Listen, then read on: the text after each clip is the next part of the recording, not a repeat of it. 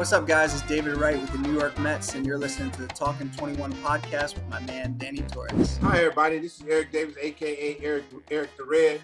I'm Talkin 21 with Danny Torres. Be there, be square. Much love. Hi, it's Bob Costas, and you're listening to the Talking 21 podcast with Danny Torres.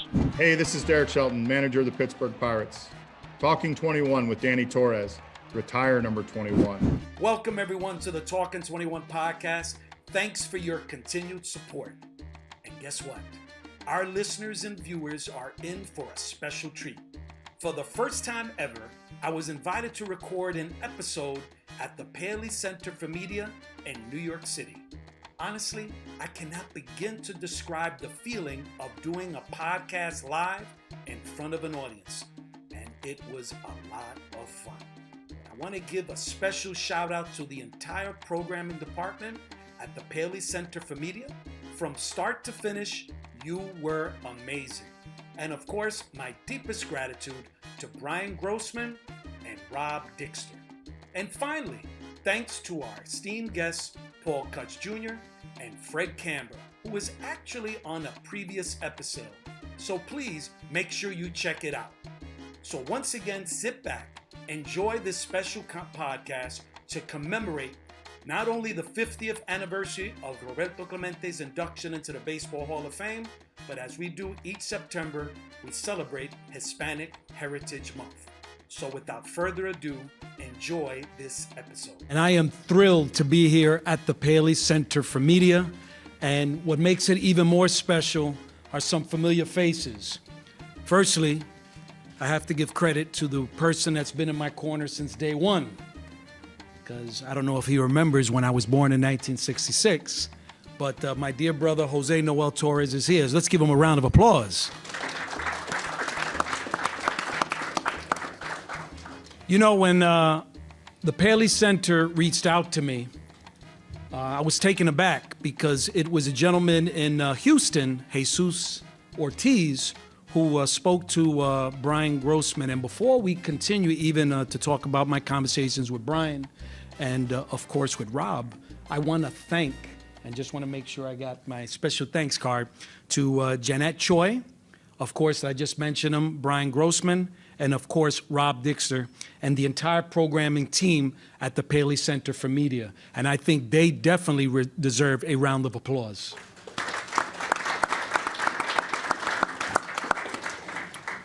You know, every September 15th through October 15th, we have, obviously, in our country, Hispanic Heritage Month, where we celebrate the contributions of Latin Americans throughout our great nation. And it's interesting that of all of those that have impacted Latin Americans in the United States and throughout the world, that Roberto Clemente Walker was selected to be that person to be honored here at the Paley Center. And I think that's something that is once again worthy for an applause, because Roberto Clemente, if you have never heard or known anything about the man, that's what you're going to hear this evening.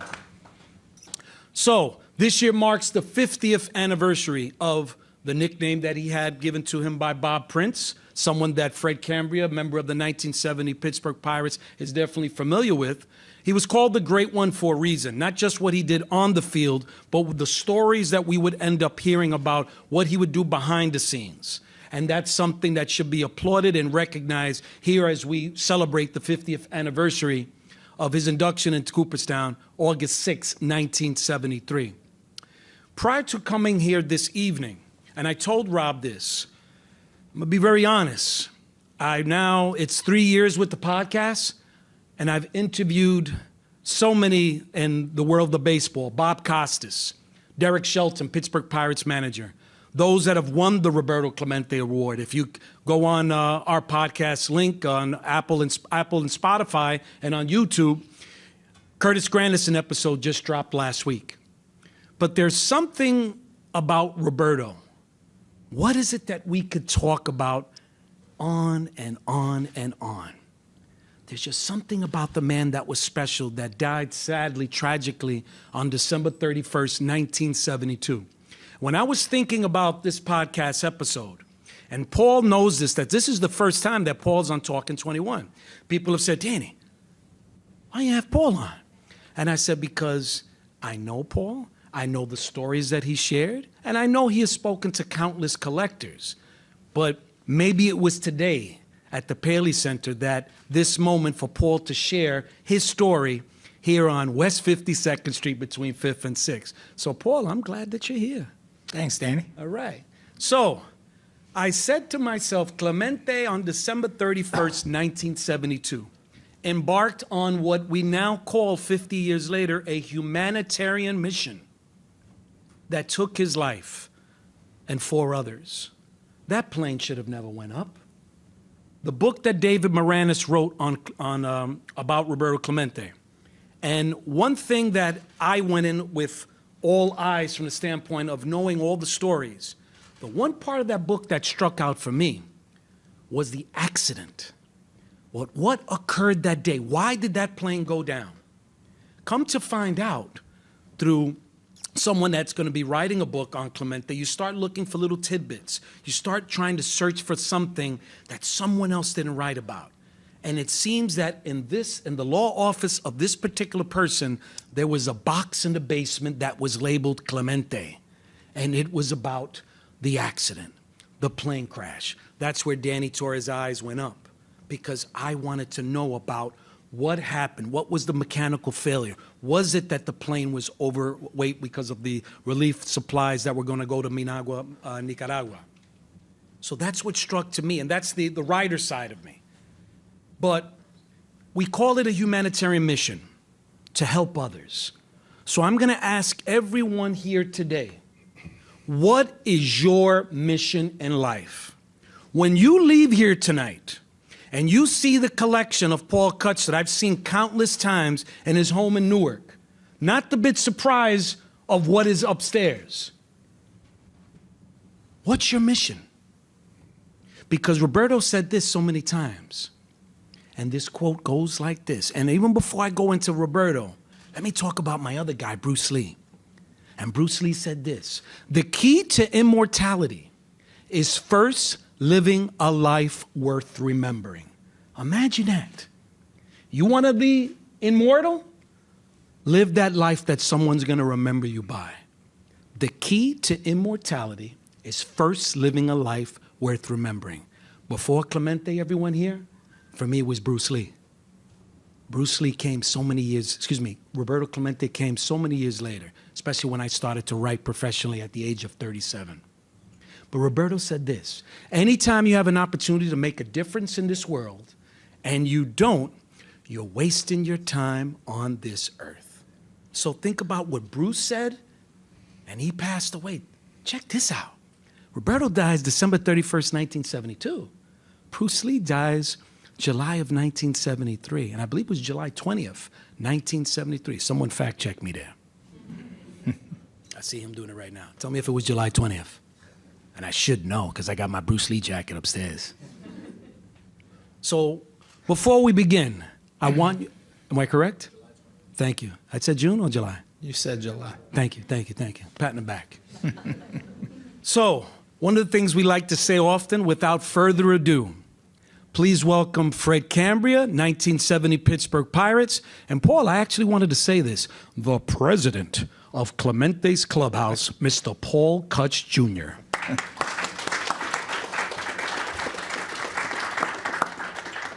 So before I even start this podcast episode, I want to read this to you. This was an article I wrote for the Baseball Hall of Fame in 2010. The title of this piece was Beyond Nicaragua.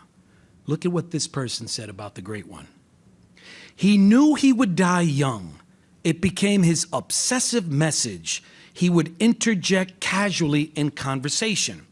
He believed these inner thoughts gave him a sense of urgency, especially to make a difference in the lives of children through his creation of a sports city. He felt he had to go to Nicaragua on New Year's Eve. Only he could wrestle with the wrongdoings of how relief goods were being distributed. It was his mission, and he had to be true to himself, a humanitarian. And that's the Roberto I remember. That was told to me by Carol Bass, who is a dear friend of the family, who met Roberto in Philadelphia, and she was 16 years old. She's still with the family, tight with the family. She was there at the Baseball Hall of Fame induction, and something I believe I could share right now. If you see photos of Mrs. Clemente, I want to say, when Carol does see this episode, she did prepare Mrs. Clemente, fixed her hair, and I believe even either the sweater Mrs. Clemente had or the dress, I believe it was Carol's. So I believe that's something that I could say now, 50 years later. So let's begin. And I want to begin first with my buddy who calls me, what do you call me, Paul? Dano. Yes. Hawaii Five-0 fans in here? That's what he calls me since day one. It's Dano. He's the only one. Actually, no, Adrian. Where you at, Adrian? I think Adrian calls me Dano, too. So, Paul Kutch, the first question. 3 words. Mammoth, Pennsylvania, Newark, Delaware, and Carolina, Puerto Rico. How did these cities transform your life?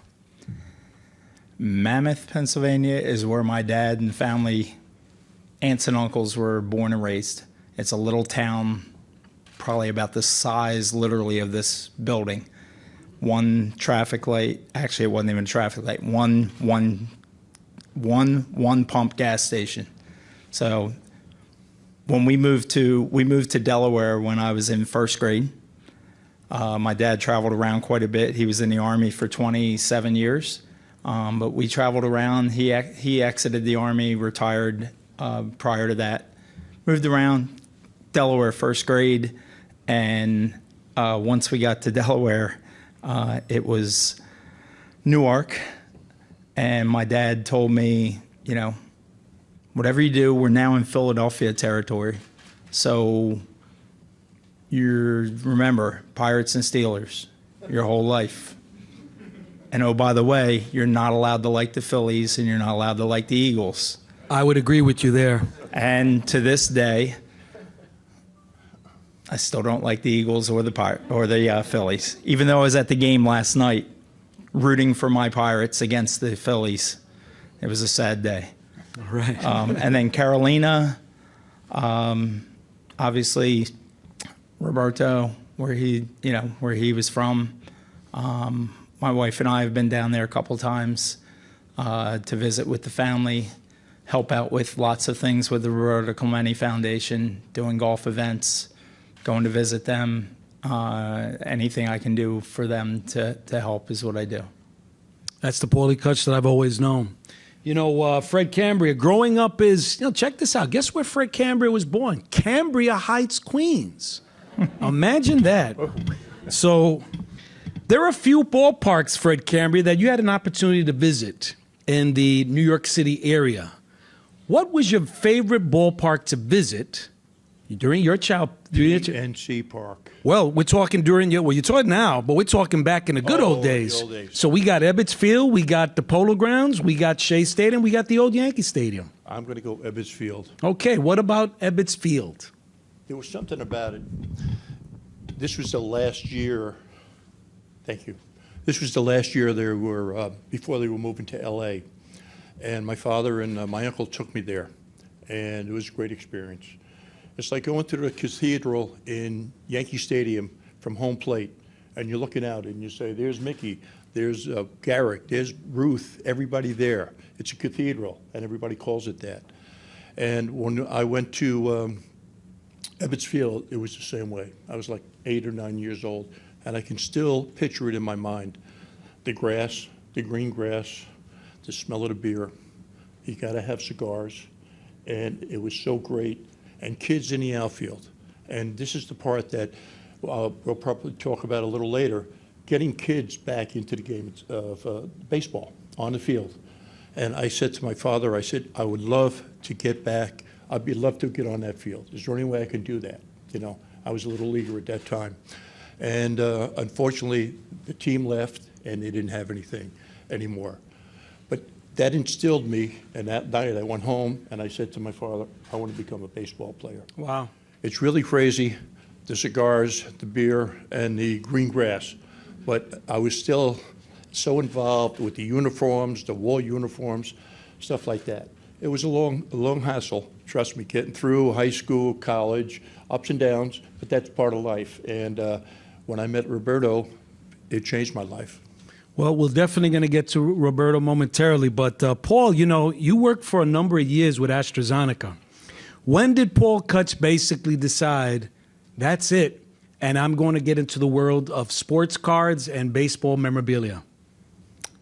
19 years ago, full-time. I was always doing this. When I was in college, I went to University of Delaware, so 84, got back into doing cards and everything, and it was a hobby. But in 19 years ago, 2004, my younger son was born. And can you share with everyone his full name, Mr. Kutch? Aiden Walker Kutch. And the other son, Mr. Paul Kutch? Dylan Clemente Kutch. Very good. Yes, they're both named after Is that cool Roberto. or what? Is that cool or what? So, Aiden was born, and he was a preemie. He was in the hospital for quite a while, and I literally went to lunch one day with some friends. I was doing eBay and selling memorabilia, Clemente stuff and everything else, and went to lunch and told my buddies at lunch, I said, I think today's my last day. And I literally went back to my desk, typed up my resignation, cleaned out my desk, and turned in my resignation that day. And that was the last time I worked for AstraZeneca. So. And in our many years knowing each other, Paul, I haven't seen you any happier. I mean, you know, all the time that we're talking and sharing stories, and that's what's called passion, Mr. Kutch. Mm-hmm. And that's something that all three of us, we definitely could share, whether it's the passion of the sport that we love, the passion of what we do day in and day out. And, you know, Fred, you were drafted in 1969. So here it is. You grew up in Cambria Heights. That dream to become a professional baseball player occurred. You were drafted by the Pirates. But this is what's interesting, everyone here at the Paley Center that is listening in on this podcast, is that you actually had a tryout with the New York Mets. The day before the draft, I always wanted to become a Met. You know, Eddie Krahenpool was my hero growing up as a kid. And I was in high school, and I was 0-10. No wins, 10 losses. So the team wasn't that great. So nobody was looking at me, you know, going any further. And so after that, I went to college. But I went to college on basketball. It wasn't baseball. I was a little slim, you know, kid, and I could play a little bit. I grew up in Queens, and it came natural to me. And then all of a sudden, bingo, I tried out for baseball, and I was a late bloomer, and he put me on the mound, and I did pretty good. And that was it. And I played 3 years in college, and I got drafted by the Pittsburgh. And I was kind of, no offense, I was so disappointed. None taken. I hate to say that. None taken. But I always wanted to become a Met. You know, deep down, I loved it. Krahenpool, all those guys, I knew them. 69 Mets. And still friends to this day. To this day. But now, they told me I was going to be a number 1, number 2 pick. Oh, I should be delighted, you know, delighted. At that time, it wasn't millions and millions of dollars like it is today. But I didn't care. I just wanted a uniform and to show that I could play baseball and enjoy the game. That's one thing that's a little lacking today. But anyway, I did that, and nobody called from the Mets. So I was very disappointed. The phone rings, and it's the Pittsburgh Pirates. And I said, oh, you know what I said. This is for our viewing audience of Talkin 21. We don't talk like that. So anyway, they came out to see me that night in East Meadow, and the two top scouts, and one was one who signed Roberto Clemente, which is very interesting. Howie Hake. He played with the Dodgers, or was a assistant general manager, and made all the decisions. His job was to go get Roberto out of Montreal to make him a Pirate. And Howie was there, and anyway, he liked what I saw, took me in a car. I thought it was a drug bust or something, you know? And everything worked out. I said, I got to see my folks before I do that. It's a big decision because I had one more year of college left, and I promised my folks I would graduate. So we went home, and after about 10 minutes, my mother called me into the breakfast area, and she said, I don't like that man, Howie Hake. I heard he was wonderful. He's the boss. I heard he was a wonderful person. He was a good person, but he had a spittoon, you know. I didn't even know what a spittoon was, you know. And he was a character, and he used some words that, you know, my mom didn't like. But anyway, the next day came, and bingo, I was in Joe Brown's office, signed the contract, and it was the best time of my life. I could picture everything to today. I really can. That's amazing. It really is. You know, in 1955, when I wanted to become a Pirate, just to play baseball, I didn't care about money. I would have played for anything. And I know a lot of people over here, you say, well, that's crazy. This is today's times. It's so much different. But in that time, I would have gave anything to play. No, and you know, Fred, I hear that often from players of your generation. Oh, yeah. You know, it wasn't about the money. It Wasn't literally about the was money. about the love of the game. Yeah, you know, talking about the love, so I got to ask a question for Mrs. Paul Kutch, Michelle Kutch. So we just talked about love. Michelle, how much love does Paul Kutch have for this collection of his in that beautiful basement in your home? I'll put it to you this way. I look at that game-used bat, and I might see, like, tuition money on it. Not happening. Michelle, did your husband tell you how not much happening. that bat is worth? Yes, and that's why I have to $4. But in our household, it truly is, truly, these pieces are, they're truly priceless. And in fact, when I would talk to the boys about it, who both are in college currently at this time, they would basically say over their dead bodies, they would much rather be in debt than they would to lose or not see any of those pieces. It is cherished in our household, and they truly have come to appreciate it. I want you to hold that thought, Michelle, because guess what? Wait till you hear what one of the questions are. Okay, so Paul, your collection is actually quite extensive. I've seen it numerous times, but Paul knows anytime I come over there, Michelle knows this is the truth. It's a new person. I say, hey, Paulie, I'm bringing so-and-so and so. He goes, Dano, if you bring that person over, he's family, blah, blah, blah, blah, blah, blah. So what does Danny do? I sit in a corner, I'll talk to Michelle, and then I'm going like this to Paul with my, you know, I don't have a watch on, but like, is it time to eat? Because there's a favorite spot. It's actually also in New Jersey. And he knows it, Border Cafe, Jose Tejas in New Jersey, by the way. Might be doing a little promo here, but it's unbelievable food, Mexican food. And Paul knows that's the reason why I'm going to visit Newark, Delaware in the foreseeable future, just to go to that spot. He really doesn't come to see me. No. Not anymore. No. It's all about the food. Absolutely, still is. Still is. Paul, when you embarked on the collection, what was one of your earliest pieces that right now you could say, wow, Dano, I remember this when I acquired it? The very first thing I ever got was given to me by so when I was in college, I worked at a baseball card shop, trying to get things going. I was collecting Pirate stuff and realized now I just need to collect my favorite player.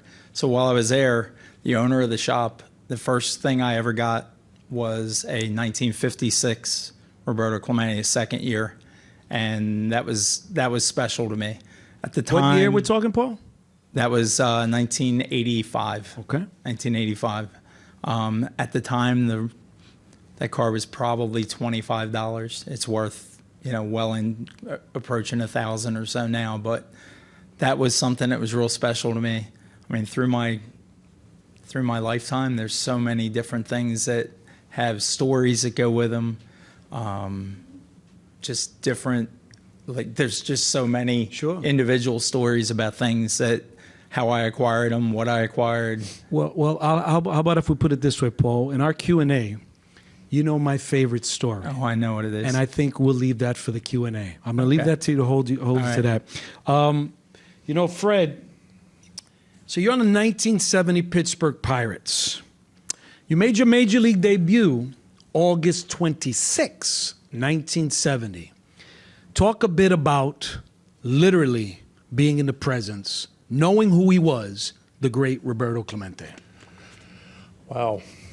I pitched the night before. Well, I pitched in Columbus. I was in AAA. I pitched the night before Joe Morgan, who was my manager, called me and said, "Fred, you're going to Pittsburgh." I can remember that phone call. I can remember the time. It was just crazy. And we're leaving the next morning out to California. That's another thing about money. You talk about money. I was making $750 a month over there in AAA.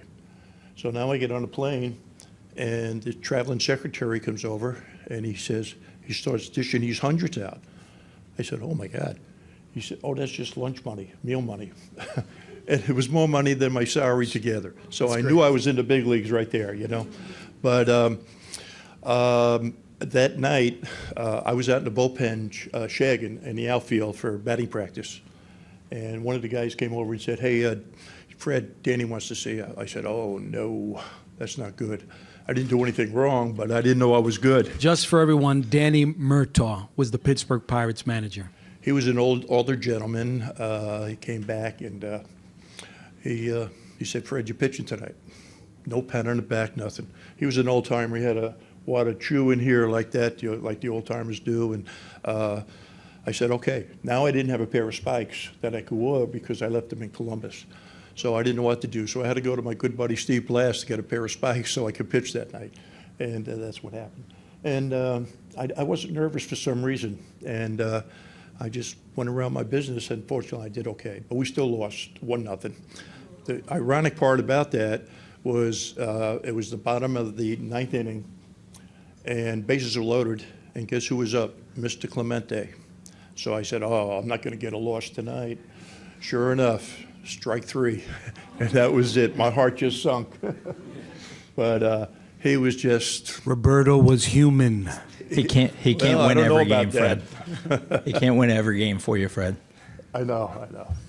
But that was my first start. And you know what? I remember pitch by pitch, a guy hit a 2-run homer off me.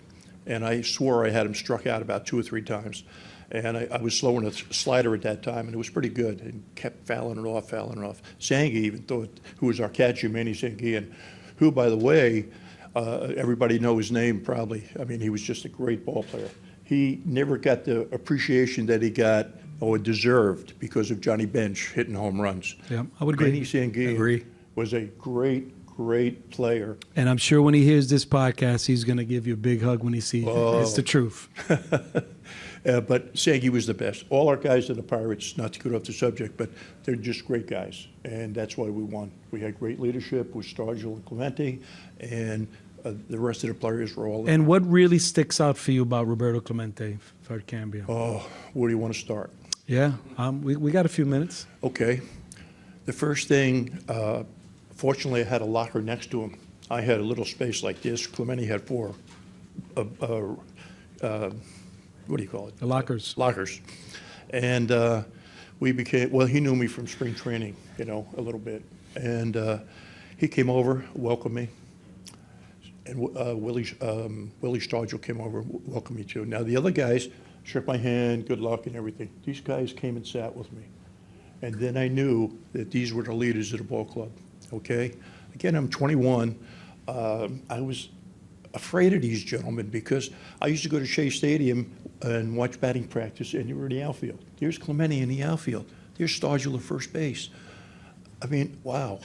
Did I hope to be out there someday? I sure did. Now, he's 2 feet away from me. I'm just in a maze. But I want to tell you about Roberto in one sentence, and I think it fits him to the T. He's a better person than he is a ball player. And that has a lot of meaning to it because that's what's going. He's a better person. And Danny gave all the accolades about Willie and about Roberto. They were so true. That was Roberto at his best. And that's who he was. Mm-hmm.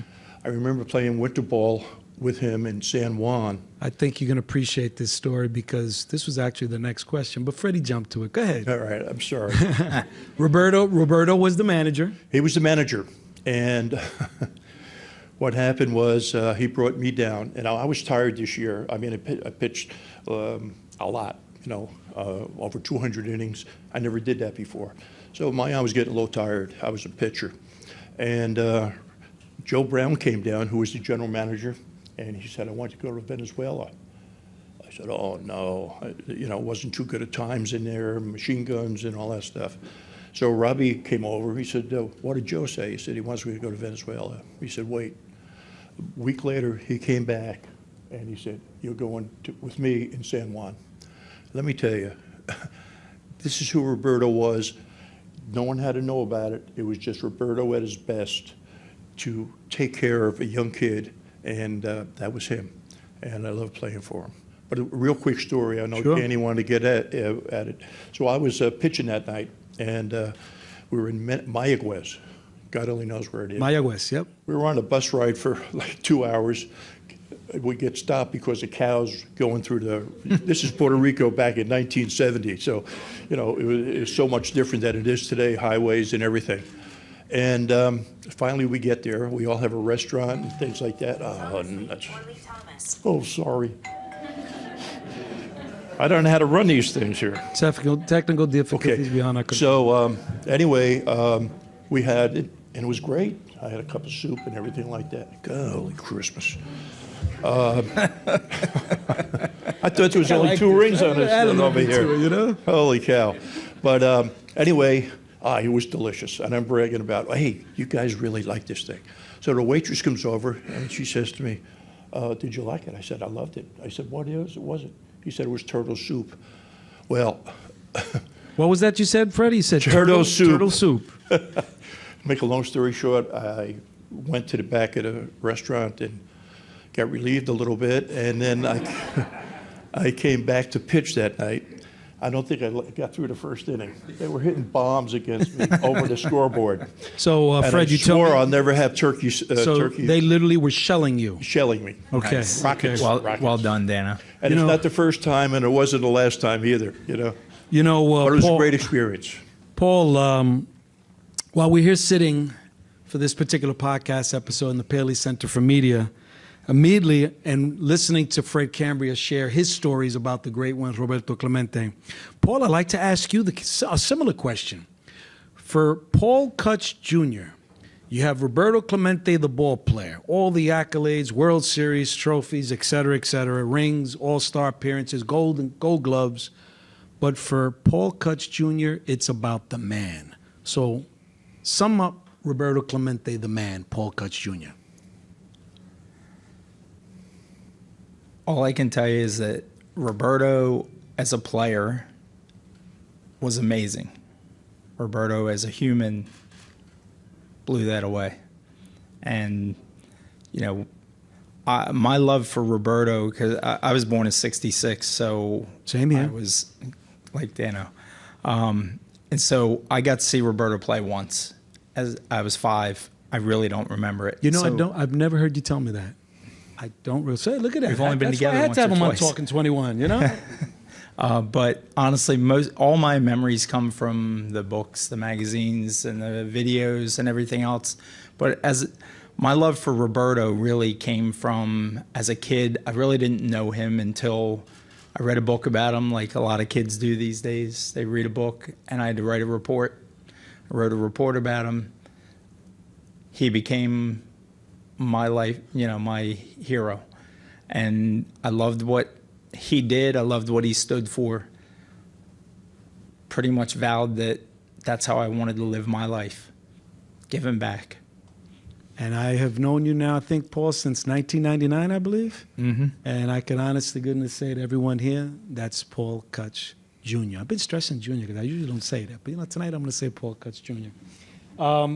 Fred, first let me ask you. Yes, sir. How's Yogi? Oh, gee. That's my dog.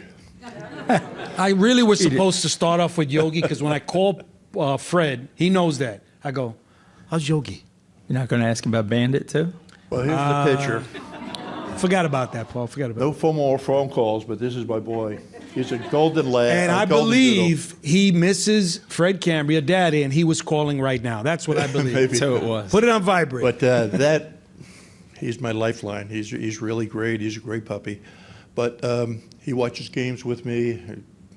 I take him out. But I'm very blessed to have a great dog. I'm a dog lover. And just like probably everybody, Danny's a cat lover. Oh, big time, big All time. animals are great. Yep. And, But it's- Freddie, I was going to ask you, here at the Paley Center, it's about preservation and education. So when you walked into these doors, you got a chance to look at the exhibit of Roberto Clemente. It's educating.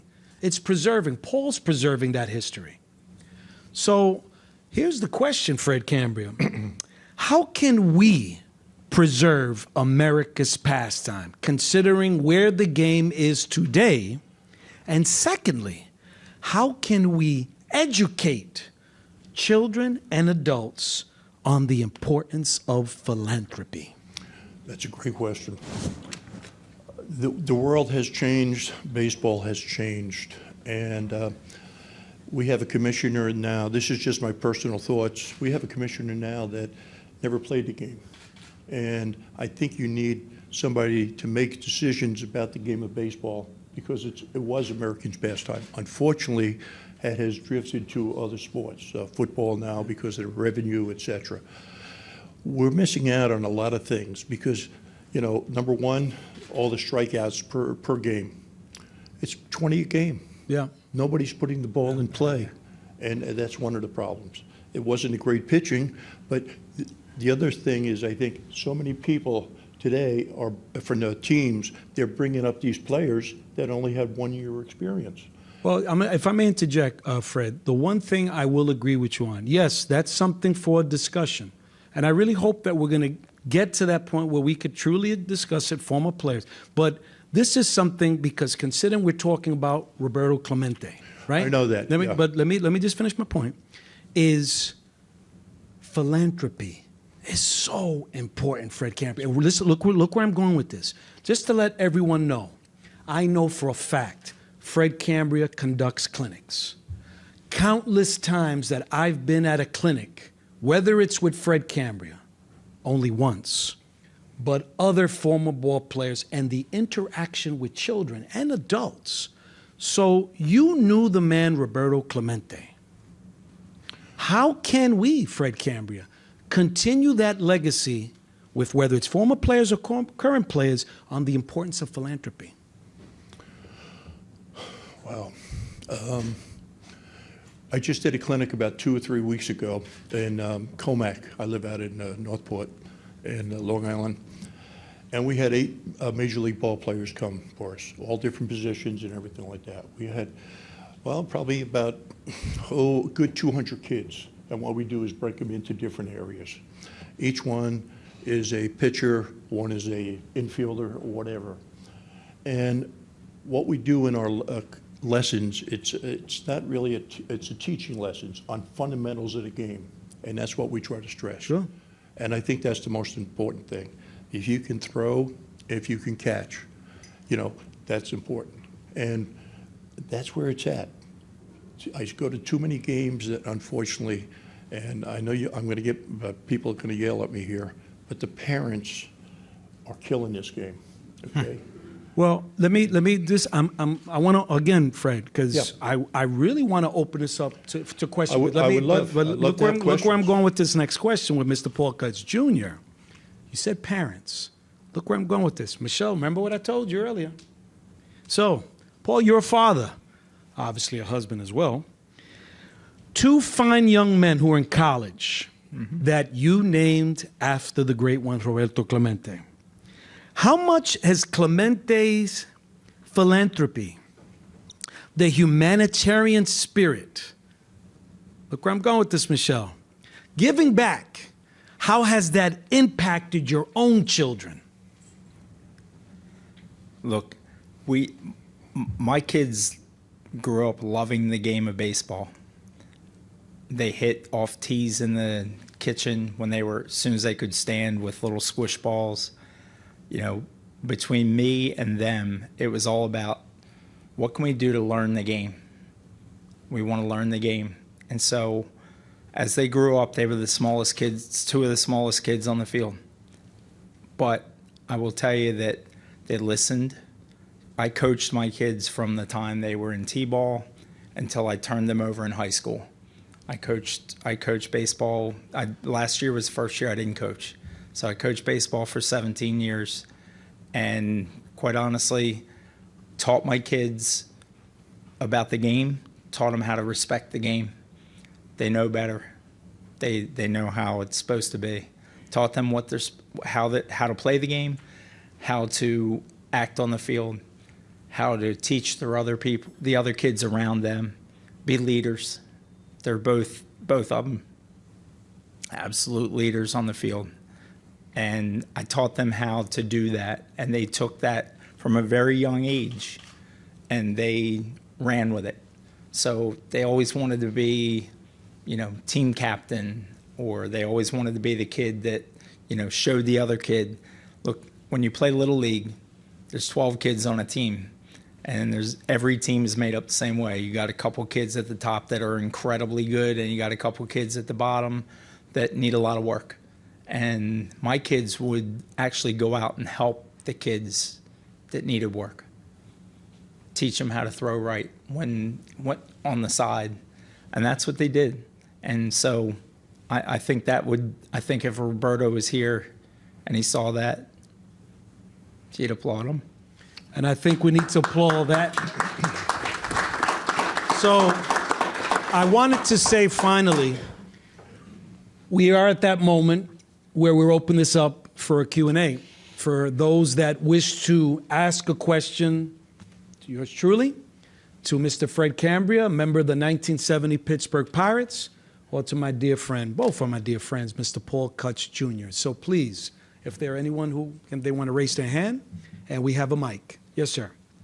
Please, your name and... I'm Eli Marcus. I'm going to get off the Roberto Clemente topic just a little bit, but I want to ask Fred. Yeah. You played against the all-time hit king, Pete Rose. You played against the all-time home run king, Henry Aaron, and you played against the greatest living ball player, Willie Mays. Who was the toughest out for you?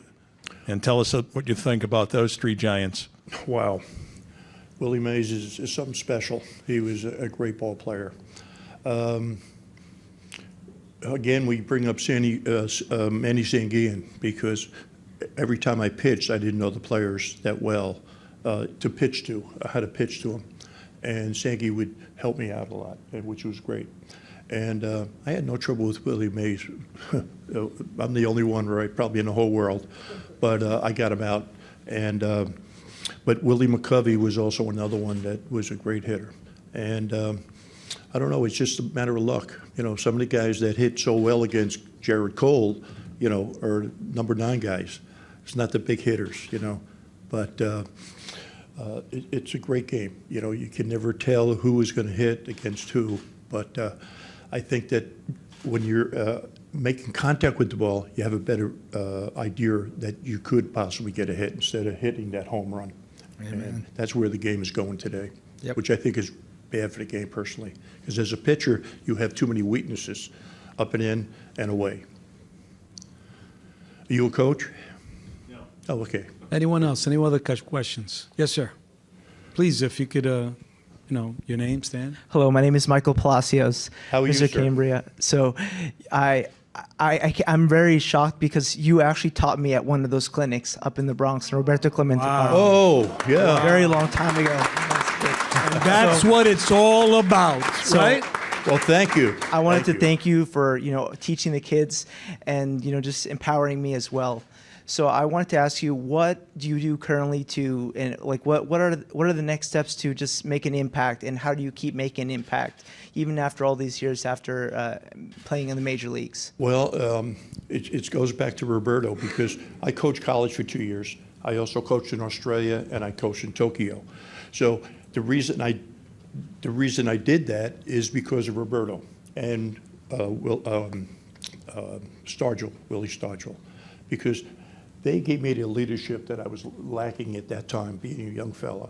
They gave me that leadership to be a leader, and that's why Roberto comes in, Willie comes in, but Clemente would get on your butt pretty good, where Willie would come behind you, pat you on the back. So it was a give and take, and you know what? Everybody came out smiling, and they enjoyed it. So it was a great fix for the leadership. Some of the teams, like the Mets, for example, they are lacking leadership. You saw from the last year to this year, there's no leaders there, okay? Same with the Yankees. And I hate to say that, but that's what's lacking in some of the teams. And if I was a general manager, the first guy I would take would be an older gentleman who could still play, but he's a leader. And that's important. The clubhouse is so important. You spend more time in the baseball field or with your teammates than you do with your wife, you know? So you have to need that leadership. Some of them like it, some don't. I don't know. But thank you, sir. It's a great question. Great question. Anyone else? I'm sorry, Danny. We're going to have do that again in the Bronx. We already did that. Okay. Good. So we're going to have you as the guest speaker. Oh, I like that. I like that. Did you get a baseball card? Did you get a card? A long time ago, yeah. Oh, okay. Hey, Freddie, he's getting a baseball today signed by you. Oh, wow. Well, I'm not ready to go on memorabilia yet. You're not ready for me yet, you know? Any other questions? Okay. Ready for you. We have one in the back, sir. Please state your name. Hi, my name is Michael Ritz, native of Long Island as well. Whereabouts in Long Island? Syosset. Okay, Syosset. And my first game at Chase Stadium was against the Pirates. Oh. And What year was this? 1966. Year I was born. And Paul Kutch. My grandpa, I was there with my grandpa and my dad, said, watch out for that number 21 in right field. He's a great ball player. So my question, I remember how I found out the horrible news on New Year's Eve, 1972. You as a teammate, Paul as a native of Western PA, I just wanted to, if you can just bring us back to how you heard the news, what was the reaction with you guys personally? Good. Mine was easy. I was real small, so didn't affect me as much at that moment. I just heard that another great player from the Pirates had passed, and I'm sure being 6 at that moment, I probably went and played in the yard. So I honestly, I was a little young, so it didn't affect me like it would if I was probably 5, 10 years older. If I may just jump in on that. So Paul and I are the same age. The story that I've always shared, it's vivid in my head. My father coming upstairs to where we lived in an apartment. I was playing with a tabletop hockey set. And my father comes in, goes into the kitchen, and he says in Spanish to my mother, I'm 6 years old, "Tú sabes que Roberto Clemente se murió." You know Roberto Clemente passed away. Now, when you talk Clemente with a 6-year-old, for me, the only thing I remember, my brother could attest to this, there was a Roberto Clemente poster in the room. It was folded as well. But at one point, I remember it was on the wall. And I go to the back, because I'm hearing him in Spanish and, wondering. And I just remember my mother saying, "Ay, Dios mío, oh my God." So I go to the back, push the door open, and Pop had the Daily News in front of him. He's crying. So for someone who's 6 years old to see your father die, that was powerful. That is the only recollection. When you say Roberto Clemente to Danny Torres, that, and I'll never forget it. Myself, I was devastated, to say the least.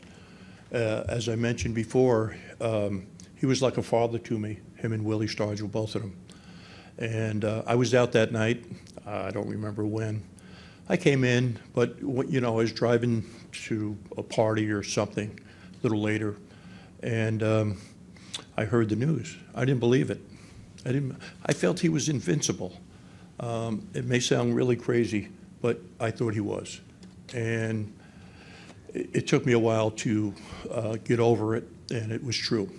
And it hurt me personally because he was doing everything for me. He was giving back to a guy who really needed it because I didn't have the experience. I didn't have the confidence that I needed, and he gave me that confidence. And I appreciate it very much. Yeah. And it goes back to when I started this episode about that mission. Clemente was on that humanitarian mission. So as now we officially begin to wrap up this Talkin' 21 episode, do me a favor. First and foremost, do you see any employee that works in the Paley Center for Media, thank them. The person that was serving us, the tour guide, someone holding the elevator, thank them. Secondly, make sure you get a chance to see the exhibition upstairs. It's phenomenal. The whole layout. Once again, I was just so thrilled when I was here, when I entered the Paley Center for the very first time. And just to see, first, especially, how welcoming of a space from those that were on the right. I had a question. We talked about where there's parking. And the gentleman who was upstairs, I hope he's upstairs, he's from West Africa. And I played literally dumb with him, like I knew nothing of Clemente. And interesting enough, he knew a lot. He was like, is this your first time in the Paley Center? And I just was like, oh, yeah, first time, and just started making small. Oh, so who is this man? And then after a while, just keeping a straight face, I told him, I gave him a little description about myself. And he was just like, I said, you see that patch, that 1973 patch? That's the first time in Major League Baseball history that there was a memorial patch for someone who passed away. So you get a chance to see that upstairs. So once again, I just cannot, yes. One thing I like to say, and years ago, Jackie Robinson's numbers retired, and the Pirates tried to get Roberto's number retired. The Pittsburgh Pirates. The Pirates team, it is retired. It is retired. It is retired. I was working at the time at the Board of Trade, and they came to us to publicize it. That was the commodities market here in New York. And it was very interesting that they wanted to do that. It's being held up because of Mrs. Robinson. Until she passes away, nobody can get in with that. And it really, it's I really, honest to goodness, Fred, honest to goodness, I think eventually it's going to happen. I think more so from the fans. The fans are going to want it, and from having this opportunity, keep that in that framework, Fred, yeah. That the Paley Center for Media is about what I said earlier. It's about preservation. It's about education. So when you leave the Paley Center for Media, take everything that you learned in this space on the Talkin 21 podcast that you will find on Apple, Spotify, and on YouTube, and follow Danny Torres at DannyT21 on Twitter. And finally, make sure you subscribe. How many people got an iPhone here? Take it out right now. Go on the podcast app, and guess what? Right? Talkin 21 podcast with Danny Torres. Click subscribe. I want to thank everyone. I want to give a round of applause once again to everyone that made this happen. My man Rob. Where's my man Rob? Thank you, Rob. I really appreciate it. But before we officially close this Talkin 21 episode, you're going to get your signed baseball. Not right now. Not right now. Fred's going to sign it to you. Make sure, Fred, you put 1970 Pittsburgh Pirates. Yes. So it's Fred Cambria. And if you really want Fred to embrace you, ask him about Yogi. Okay? Make sure. So I will say this. I wanted to thank two people. I want to thank my parents. How impactful they were and have been in my life. And that's the reason why I asked Paul Kutch that question about being a father and a husband. I asked his wife, Michelle, that same question. You see how she talked about her kids, about even how they're preserving their father's legacy with that collection. So that's important. So I want to thank my parents. This guy here, who's with the camera right now like this, I say this. This is how I describe Jose Noel Torres. He likes when you say Noel. He's my older brother, he's my baby brother, and he's my father. And he's 4 years older than me. And he knows I love to pick on him. We crack jokes. We just came back from Houston last month, and it was a barrel of laughs. But someone here kept bothering me about something. And I'm like, don't you know who Danny Torres is by now? That I'm a man of my word? So Fred Cambria, when you were asking me about X, Y, and Z, you were becoming annoying. So now, guess what, Fred Cambria? Fred Cambria actually was technically on the 71 Pirates in spring training. I think he deserves a replica ring of the 1971 Pittsburgh Pirates. So Fred Cambria, that's you. Thank you, Danny boy. Thank you, Mr. Fred Cambria. Thank you. That is your courtesy of the president of Clemente's Clubhouse, the ring and the case, Mr. Paul Kutch Jr. It took me 60 years, but I got it. About that, about 60. Thank you to everyone once again on behalf of everyone that made this happen at the Paley Center for Media. Thank you for coming tonight, and please make it your mission to make a difference. Thank you. Thank you. I got to see it, buddy. Thanks for listening. Thanks for watching. And make sure to subscribe, rate, and review this podcast. Once again, this episode was recorded at the Paley Center for Media. We thank you for your hospitality. And as I stated in this particular episode, what is your mission in life? And remember these words. Try to be a great one and never forget to do great things. This is Danny Torres, host of the Talkin 21 podcast. Thank you so very much.